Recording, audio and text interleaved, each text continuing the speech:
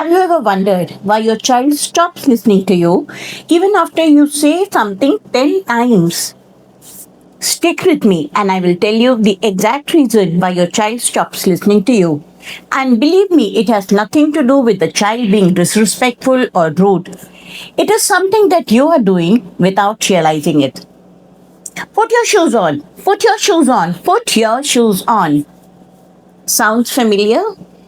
Now, let me tell you something. If I keep pressing the same button, will something change on the channel? No. In the same way, you keep repeating the instructions again and again and again. So I tell you exactly what happens. Now, the first time you say something, put your shoes on, it's a signal. The second time, it is still an information. But the third, fourth, seventh, 10th times, it becomes noise. It becomes a static noise. Like, do you hear the clock ticking or the sound of the fan? No, because you're habituated to it. In the same way, the instructions which are repeated over and over and over stops creating any impact. Here's what happens psychologically when you keep repeating instructions. Number one, something called habituation. Now, the example of clock ticking that I told you earlier, whenever something is happening, repeatedly, habitually, the brain learns to filter it out and it is not taking it as a stimulus. So, similarly, the information or the instruction that is just repeated mindlessly stops having any impact on children. Repetition removes urgency. Now, keep yourself in that position. If somebody is telling the same thing again and again and again, you slowly, learn to think that it is not urgent, right? So, whatever is being repeated, we also know, again by habituation, that it is going to be said the 10th time. So, why respond on the first time at all? Louder is not clearer. Just like you pushing the button frantically, the same button again and again will not make any change.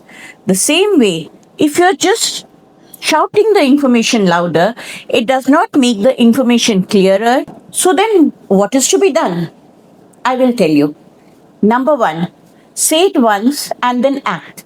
That means give the instruction only once and then don't repeat it, and then maybe help them do it, or you have to stop yourself from repeating the instructions. And with the instruction, if you give any consequence, like if you don't do it right now, I'm going to do this, then follow it through. Not just when you're angry and upset or frustrated, but follow it every time. Consistency in what you're doing is what helps build discipline in the long term. Get their attention before you give a instruction. Call out the name, go near them, or touch, because they are actually busy involved in something else. So calling out the name, pause before you giving the instruction really helps for the child to understand what you're saying. Very important, use fewer words.